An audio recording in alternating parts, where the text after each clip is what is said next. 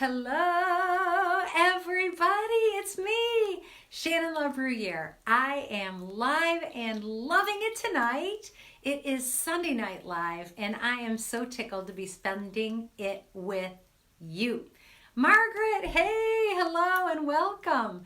It is Sunday, December 8th, 2019. We are rapidly approaching the Christmas holiday. Hi, Barbara. How are you? It's good to have you here. Thank you. We are rapidly approaching the holidays, whichever holiday you celebrate. Bobby, hi. And we often get so caught up in the pressures and the stresses of the season. And I want to share with you some things that I have learned about how to truly be present at Christmas and not try to be so perfect. Ruma, I am so glad you're here. Welcome. I don't believe you've ever joined us live before, so thank you for being here. Thank you all. First of all, I want to thank you for your great engagement this past week regarding this topic of for versus with, which is the part one of how to have a Merry Christmas. And I want to go over a little bit of it before we jump into tonight's lesson. So last week we talked about the difference between doing things for people and doing things with people. And how when we do things for people, we get really worked up into being perfect. Hey Ron, I'm glad you're here. We get a lot of pressure building up that we have to execute flawlessly because we're doing things for people. Hi Carol, I'm glad you're here. But when we shift our thinking, our mindset from saying, I'm going to do things for people this holiday season, and I allow myself, you allow yourself to do things with people during the holidays, this is what happens. Instead of us having all this pressure that we're afraid we're going to mess it up, we think our reputation is at stake. We are ashamed that we might make a mistake, that it's not going to look like Martha Stewart or Chip and Joanna Gaines did it. Hi, Kevin. Hi, I'm glad you're here. Very glad you're here, and God bless you in Peru and the work you're doing. Mwah! And Terry, I'm glad you're here as well. We are talking about what really, really makes the difference during the holidays between being a stressed out mess, being miserable and suffering, and actually having joy and connection. So, last week we talked about doing things with people instead of doing them for people. When we do things for people, it's pressure about perfection. It's about our reputation. It's about our status. It's about us building a wall. I don't want you to get too close. I'm going to do all this for you, and then you can just go. But when we say, I'm going to celebrate this with you, it's about inclusion. It's about building bridges. It's about being authentic and sometimes not looking perfect. And it's about engaging people and empowering them to be a part of something bigger than themselves. So tonight, we are going to carry on with that theme of collaboration instead of doing things for people, collaborating with people and creating connections. Samantha, I'm glad you're here. My dear niece Samantha, I am her favorite aunt. Is that not true, Sammy? Is that not true? Wink, wink. She's got a lot of aunts and we're all her favorites from time to time, I know. But tonight I'll be your favorite. All right, so let's get started tonight. Part 2 on Present Not Perfect, how to have a truly Merry Christmas. So, our extended family had a new guest at Thanksgiving dinner. It was a relative who had recently moved back to the state, and she lived alone almost all the time. I mean, since she had come back, she lived alone. And she wanted to spend the holiday with family. And of course, yeah, come on over. So she showed up at the door, beaming, happy to be there, happy to be a part, with a pie in her hands. And our hostess, who was her sister, paused for a moment, and then she took the pie and she placed it on top of the refrigerator, away from the rest of the food. And there it stayed. That pie stayed on top of the refrigerator, just out of sight, through dinner, through the chatting after while you're waiting for a little bit of room to develop so that you can go ahead and have dessert. That pie didn't show up during dessert either. In fact, we never saw that pie again until the woman who brought the pie was getting ready to leave. And as she was putting on her coat, the hostess came from out of the kitchen, and in her hands, she had a box, the pie. And she handed it to the woman, and she said, "Here, you're forgetting your pie. We didn't need a pie. We had enough." And I saw the look on that woman's face. It looked as if she had been physically punched in the stomach. She brought a gift. She brought a gift that said, "I want to be a part of this. I don't want you to do it for me. I want to do it with you." And her gift wasn't received. And so we're going to talk a little bit tonight about the difference between going through the holidays with closed hands versus going through the holidays with open hands. Let me welcome Michelle Bolesky. I'm glad you jumped in. Dave Bomarito, it is so good to have you here. Mary Bell Edwards, I saw you slip in, and I'm so glad you're here. And if I missed you, I'll see if I can scroll through before the end and just give you a shout out, because I'm not going to lie, I love it when you're here live with me. It just feeds my soul. So thank you for being here. All right, tonight we're talking about the difference between having open hands during the holidays and closed hands during the holidays. Thinking about that pie story, here's a woman who is lonely. She's far from her original home. She's had to relocate. She lives alone. And she brings a token that says, "I want to be with you as part of your family. I want to connect with you in a genuine way." And she brings open hands and hands this gift, this message, and says, "This is what this means. This isn't just a pie. This is my plea. This is my request. Please take this gift so that I can be a part of things." And instead of the hostess opening her hands and saying, "I accept it. I receive what you're bringing.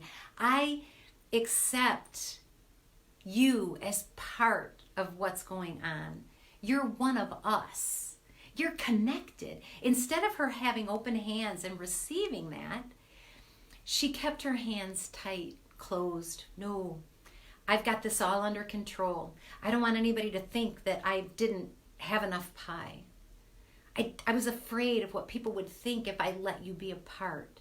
You see how we get so twisted when the pressure of being perfect slips into our holidays. When it slips into anything, actually. Richard, glad you jumped on. And if Jan's with you, hi. When we keep closed hands, we tell anybody who's needing connection that we don't want what you have. You're not a part. You can't be a part. You can't give. We're going to talk a little bit about this idea of it's more blessed to give than receive. Hi, Trent. Hi, Dan. It's absolutely true. It is more blessed to give than receive. So what does it mean when we close our hands and won't let anybody give to us? We're depriving them of the opportunity to feel the joy that we feel when we give to others. We're being selfish. I don't want to feel like I need anything from you. Does this resonate with you? Have you ever gotten everything ready for a party and somebody shows up with a bouquet of flowers and it doesn't match your decor? And you're thinking, oh my gosh, what do you think? I don't have this under control? That's how you feel, but that's not what they're trying to say. What they're trying to say is, I want to be with you. I want to be a part.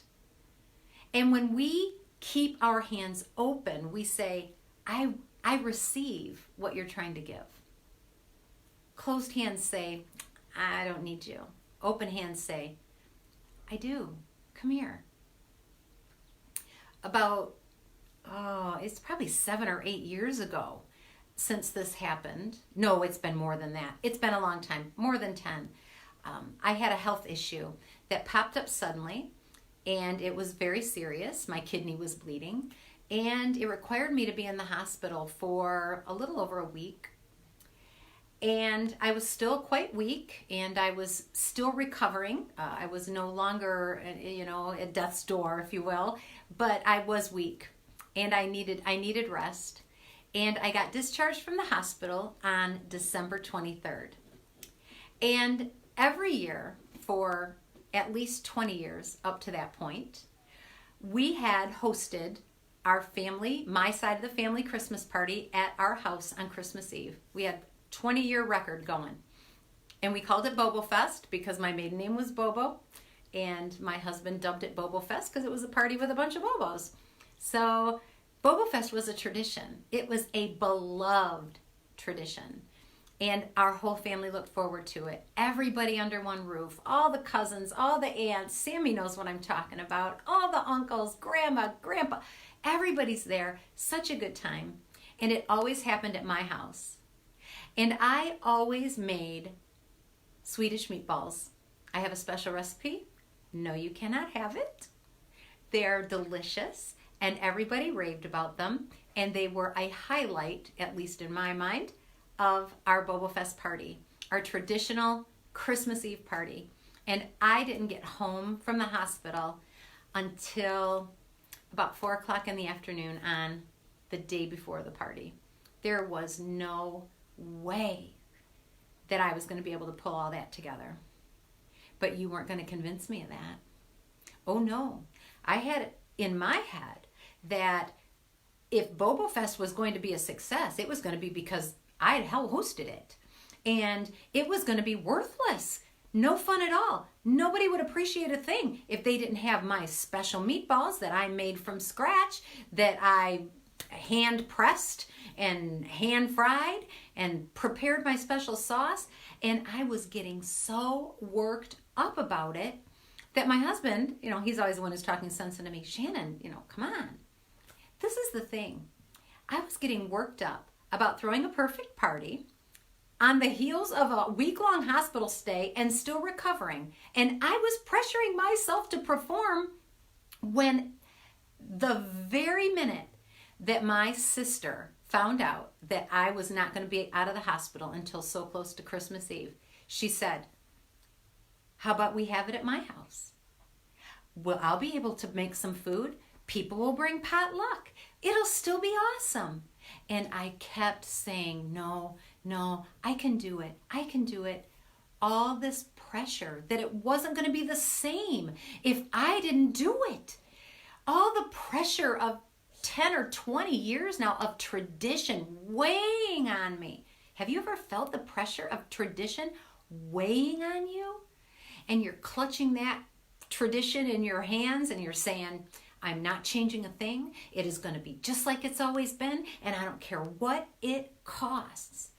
And I was in the midst of clutching on to 20 years of Swedish meatballs at my house, Bobo Fest tradition, when the light finally dawned. I hadn't cornered the market on family parties and celebration. It wasn't up to me to make sure that everything looked exactly like it has always looked for the last 20 years.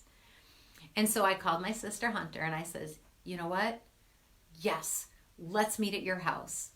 And so she immediately jumped into action. I want you to know that when I decided to open my hands and accept help, took some of the pressure off myself to perform and be perfect, and allowed myself to receive the gift of kindness and help from somebody who loved me, I had the time of my life. I went to our family party in my pajamas and slippers. I lifted not one finger. I sat on the couch and I reveled in the joy and the laughter and the excitement of the people that I loved. And I allowed them to show me that they loved me back by opening my hands and saying, I'll let you help me. I'll let you be a part of this. I'll let you own some of the joy that happens when we give and share and are generous. I'm seeing some hearts. Yeah, doesn't that make perfect sense? But we have to give ourselves permission to open our hands and roll with the punches. Roll with what goes on. Not clutch the reins and think that we're going to force it all to be exactly like it always was, no matter the cost. That's where the joy lies. The joy lies in letting go of the control and rolling with the punches and having open hands and allowing the people in our world to give and help us. If you've ever given a gift to somebody that you knew they could not wait to receive, you know that excitement that just builds. You just can hardly wait. It's like, oh, I can't wait till they open it. I can't wait till they open it. It's so exciting. There is joy in being able to give. We have to be willing to allow other people to experience that joy so that they are able to experience the joy of giving. And when we keep our hands closed, we can't receive anything from anybody. Hi, Cheryl. I'm Cheryl. Hi, Shelly, and hi, Derek. I'm so glad you're here. Shelly, I haven't seen you in a while, so thank you. Open hands. Open hands during the holidays say, I'm not going to hold on to anything too tightly. I'm not going to try to force things to look exactly like they looked last year or the year before. I'm not going to hold on to my role that I might have found valuable for so many years, but people are growing and changing. My role as the oldest sister in my family, it was a glorious, fun thing to be the oldest and to be in charge.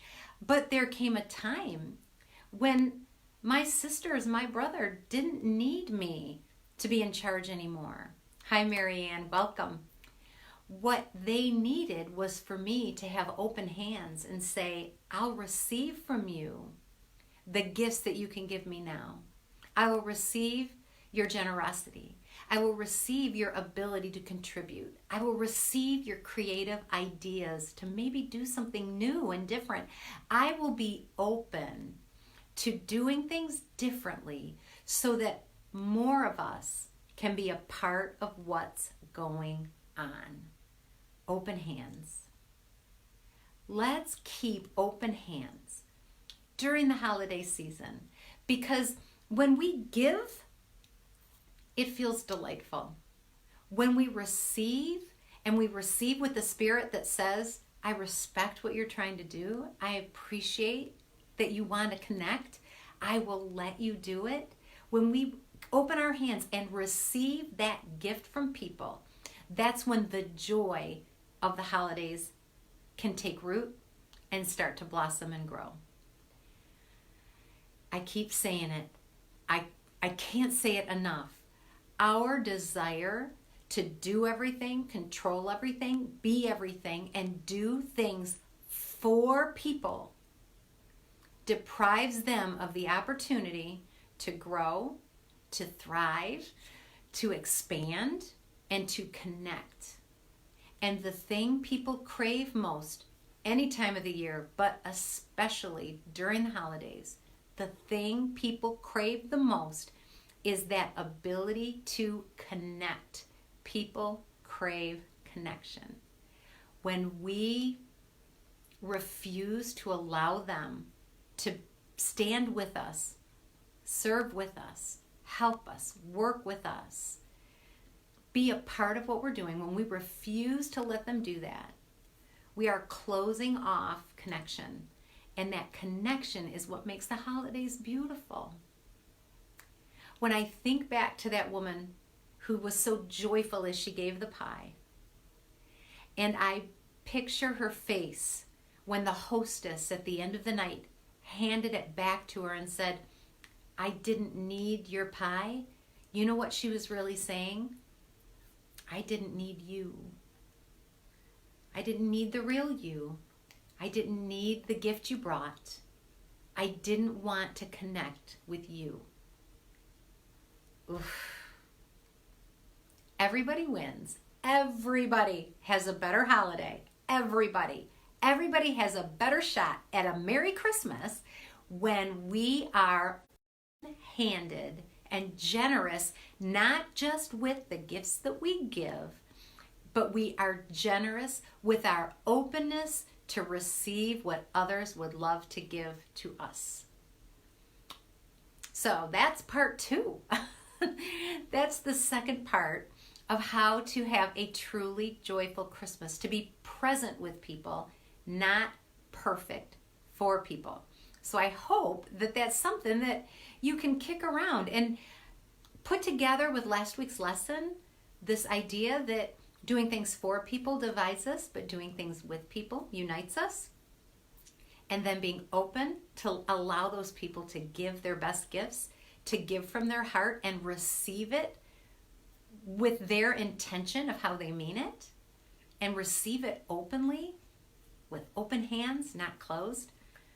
Those are 2 powerful, powerful mindsets that are going to set us up to have a joyful holiday season, not a pressure-filled, stress-filled, miserable one. Susan, I'm glad you're here. Thanks for jumping on. So I have a couple of requests. First of all, I just wonder, did you give any thought to that, the difference between doing things for people during the holidays and doing things with them? Do anything differently? Because if we don't do anything differently, all of this great knowledge that we're getting doesn't do us a bit of good. It is worthless if we don't act on it. So I would love to know, how did you act on it? How did you do something with people instead of doing it for them? And what kind of a result did you get? The second thing that I would love for you to consider is this.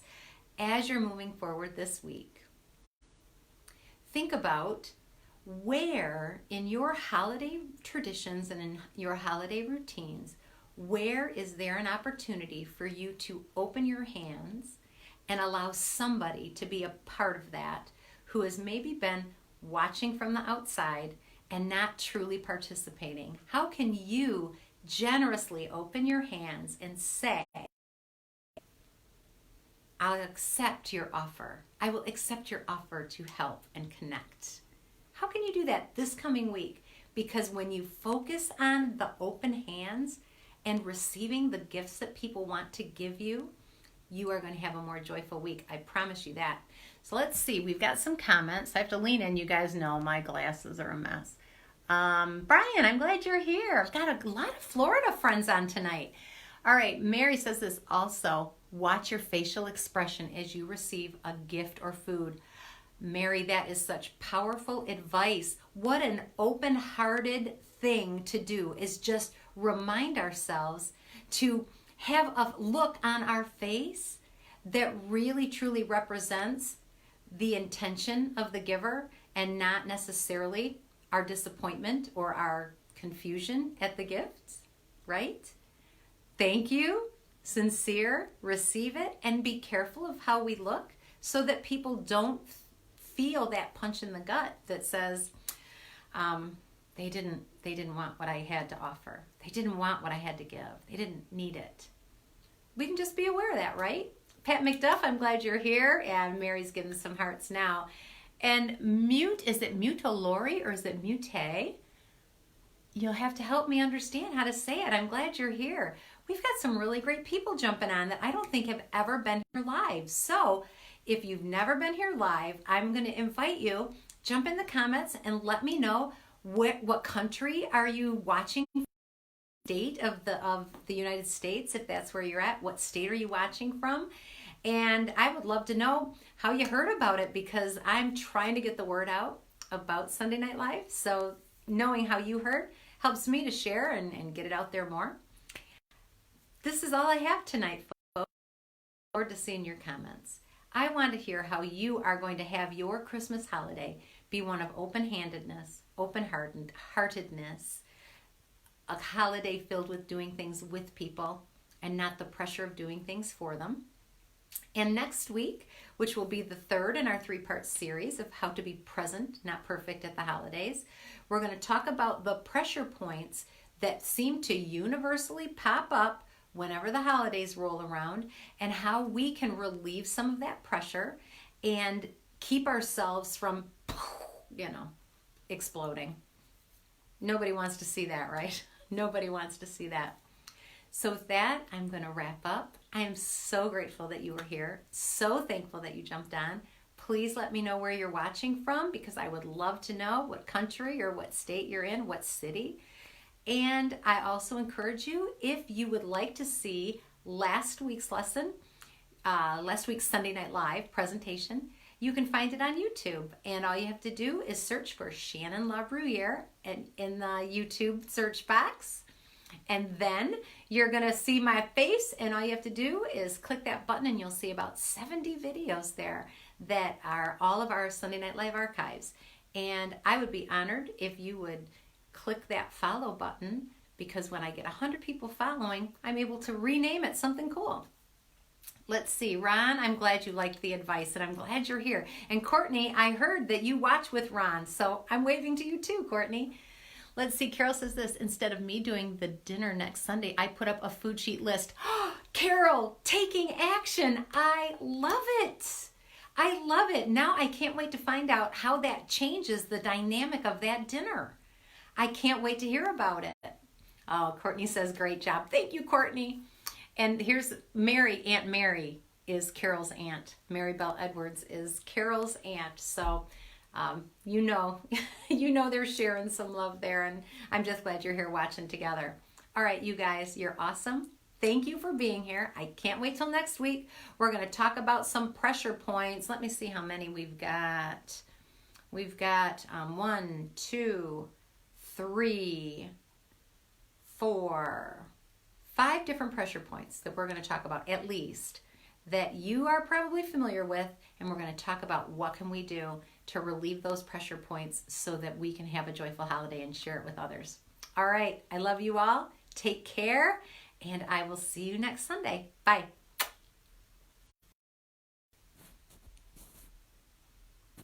Oh, hold on, Mohammed, hi. Oh, and it looks like Mute is from Abuja, Nigeria. I love it, thank you. Let's see, Ron says every year we host Thanksgiving but don't do any cooking. Oh, I like that. I like that a lot. You've got open hands, right? Everybody can come, and you're welcome in my home. I'll give you a seat to sit on. Thank you, Margaret, for the thumbs up and the hearts. I'll give you a seat to sit on, right, Ron? Everybody can bring something and be a part. I know potlucks are a big tradition with a lot of families, but there are a lot of hostesses that do not like potlucks. And you don't have to. If you're a hostess who doesn't like potluck, that's fine. But the principle remains that we still have to be able to allow the people who are coming into our homes, coming into our lives, to allow them to be with us and give what they can if they want to help, if they want to share. We need to be open to receiving help from people so that they can feel connected with us. And Isabel, you are going to be my last shout out hello, because I'm wrapping up, but I'm glad you were here. So good to see you live, and I know you'll go back and watch the replay. And again, I'm giving my final farewell. I love you guys. Bye.